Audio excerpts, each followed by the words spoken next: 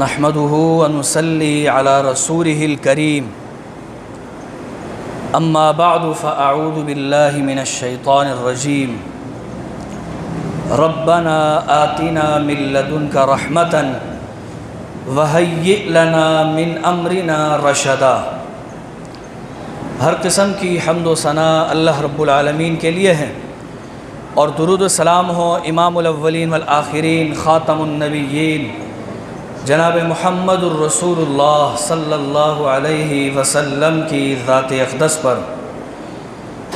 قرآن کریم کی سورہ کہف میں اللہ تعالیٰ نے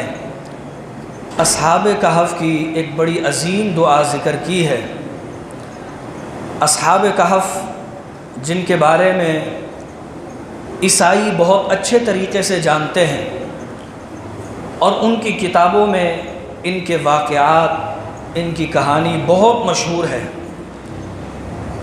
حتیٰ کہ وہ انہیں 7 سینٹس کے نام سے جانتے ہیں۔ اور ان کا خیال یہ ہے کہ یہ اصحاب کہف یعنی جو غار میں گئے تھے، وہ غار میں جانے والے 7 لوگ تھے، لیکن اللہ تعالیٰ نے قرآن کریم میں اس بے مقصد بات کی کوئی ذکر اور وضاحت نہیں کی ہے کہ وہ کتنے لوگ تھے، بلکہ اللہ تعالیٰ فرماتا ہے سیقولون ثلاثۃ رابعہم کلبہم۔ ممکن ہے اصحاب کہف کے واقعے میں لوگ ان باتوں میں لگ جائیں کہ وہ 3 تھے اور چوتھا ان کا کتا تھا، کوئی یہ کہے گا کہ وہ 4 تھے اور 5واں ان کا کتا تھا، وغیر ذالک۔ لوگ اس تعداد میں پڑ جائیں گے، لیکن اصحاب کہف کے واقعے سے جو اصل ہمیں سبق ملتا ہے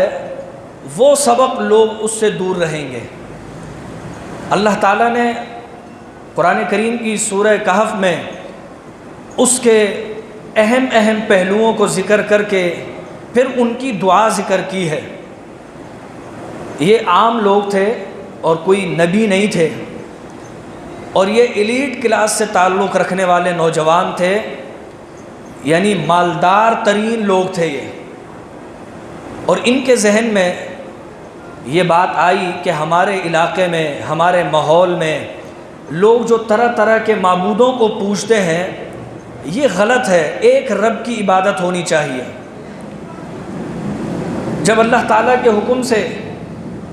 انہوں نے اس بات کا پرچار کرنا شروع کر دیا تو یہ بات اس وقت کے بادشاہ کو پہنچ گئی، اور اس وقت کے بادشاہ کے مذہب کو جھٹلانا گویا ایسا تھا جیسے بادشاہ کو جھٹلانا اور بادشاہ کی توہین کرنا گویا اپنے آپ کو قتل کرا دینے کے مترادف تھا۔ انہیں مہلت دی گئی کہ تم باز آ جاؤ ورنہ قتل کر دیے جاؤ گے۔ یہ وہاں سے نکل کر اپنی جان بچا کر ان مہلت کے دنوں میں یہ ایک غار میں چھپ گئے جا کر، اور اللہ تعالیٰ سے اس غار میں جا کر دعا کی، ربنا آتنا من لدنک رحمتاً، اے اللہ ہم پر اپنی طرف سے رحمت فرما دے۔ ہمارا کوئی اتنا بڑا کام نہیں ہے، ہم نے کوئی بہت بڑا خاص عمل نہیں کیا، لیکن پھر بھی ہم تجھ سے امید لگائے بیٹھے ہیں کہ تو ہمیں اپنی رحمت عطا فرما دے بس، وگرنہ یہ لوگ ہمیں قتل کر دیں گے، اور دین کا بول بالا جو ہم کرنا چاہتے ہیں وہ نہیں ہو سکے گا۔ آپ جانتے ہیں کہ مالداری ہو اور جوانی ہو تو لوگوں کے اپنے اپنے شوق ہوتے ہیں، کوئی ہیوی بائک لے لیتا ہے، کوئی اسپورٹس کار لے لیتا ہے، کوئی پیسہ ہے اور جوانی ہے، لوگوں کے اپنے شوق ہوتے ہیں۔ لیکن اس وقت رب کی ربوبیت کا اعلان کرنا، اور یہ 7 دوستوں کا جن کا بائبل میں ذکر ہے، قرآن کریم میں تو تعداد نہیں بتائی، یہ جتنے بھی تھے ان دوستوں کا ایک رب کی طرف آ جانا، یہ ایک بہت بڑا کارنامہ تھا۔ اللہ تعالیٰ نے ان عام لوگوں کو جو اصحاب کہف تھے، عام لوگ، عام نوجوان، انہیں آج کے دور کے بڑے بڑے علماء کا استاد بنا دیا۔ کیوں؟ آج جتنا بھی بڑا کوئی عالم ہو وہ قرآن کریم کی اس دعا کو ضرور پڑھتا ہے۔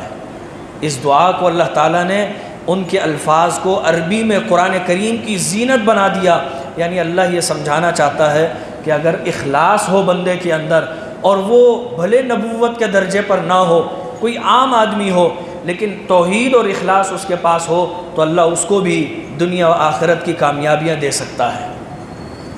رب فرماتا ہے انہوں نے دعا کی، اے اللہ ہمیں اپنی طرف سے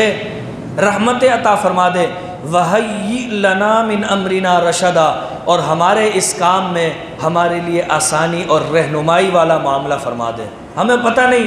کہ اب ہم کہاں جائیں گے، غار میں تو چھپ گئے، کھانا کہاں سے ملے گا، پئیں گے کہاں سے، مر جائیں گے، لیکن اللہ تعالیٰ نے فَضَرَبْنَا عَلَىٰ آذَانِهِمْ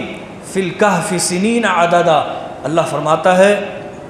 کہ ہم نے انہیں ان کے کانوں پر ضرب لگائی، یعنی ان کے کان بند کر دیے، ان اصحاب کہف کے کان بند کر کے، اور انہیں اس غار میں سلا دیا کئی سال تک، حتیٰ کہ 309 سال تک۔ رب فرماتا ہے وَلَبِثُوا فِي كَهْفِهِمْ 300 سنین وازدادوا 9، اللہ نے اسے ان نوجوانوں کو 309 سال تک اس غار میں سلا دیا۔ یہ بات عقل میں نہیں آتی، ایک انسان کو 24 گھنٹے کے اندر 2 دفعہ کھانے پینے کی حاجت ہوتی ہے، واش روم کی حاجت ہوتی ہے، اس کو سانس لینے کے لیے آکسیجن صحیح طور پر چاہیے ہوتا ہے، اس کو سورج کی روشنی اور تمازت کی ضرورت ہوتی ہے، حتیٰ کہ اگر ایک انسان 1 سال کیا 1 ہفتے تک ہی خالی لیٹا رہے بستر پر، اس کی کمر اکڑ جاتی ہے، لیکن اللہ نے 309 سال تک سلا دیا، نہ کمر اکڑی نہ جسم بوسیدہ ہوا، بلکہ رب نے ان کے لیے بہترین انتظام کر دیا اپنی طرف سے۔ تو اللہ تعالیٰ نے یہاں یہ بھی سمجھا دیا کہ اخلاص اور توحید ہو اور وہ سچے ہوں اس میں، تو اللہ اپنے قانون فطرت کو چھوڑ کر قانون قدرت کا بھی مظاہرہ کر دیتا ہے۔ قانون فطرت یہ ہے کھانا ضروری ہے، پینا ضروری ہے، پانی کے بغیر انسان 1 ہفتے سے زیادہ شاید نہ جی سکے، زیادہ سے زیادہ مہینہ نہیں جی سکے، لیکن 309 سال تک پانی کے بغیر، کھانے کے بغیر، روشنی کے بغیر اور اٹھنے بیٹھنے کے بغیر ایک ہی جگہ سوئے رہنا اور رب کا انہیں کروٹیں دلاتے رہنا اپنی رحمت سے، یہ ایک بہت بڑا معجزہ ہے، اور یہ ان انبیاء کو نہیں بلکہ اس وقت کے توحید پرست نوجوانوں کو رب نے عطا کیا۔ تو اللہ تعالیٰ سے ہر مسئلے میں جہاں ہمیں پتہ ہو کہ اب یہاں سے راستہ نہیں نکل پائے گا، پھنس گئے، بالکل 2 راہیں پر کھڑے ہیں، یہاں جاتے ہیں پھر بھی پھنسیں گے، وہاں جاتے ہیں پھر بھی پھنسیں گے، تو اللہ تعالیٰ سے دعا کرنی چاہیے، اللہ تعالیٰ ہمارے لیے راستہ نکال۔ ربنا آتنا من لدنک رحمتاً وہیئ لنا من امرنا رشدا، اللہ تعالیٰ ہماری بھی تمام پریشانیوں کو دور فرما دے، تمام مسائل کو حل فرما دے۔ وآخر دعوانا الحمد للہ رب العالمین۔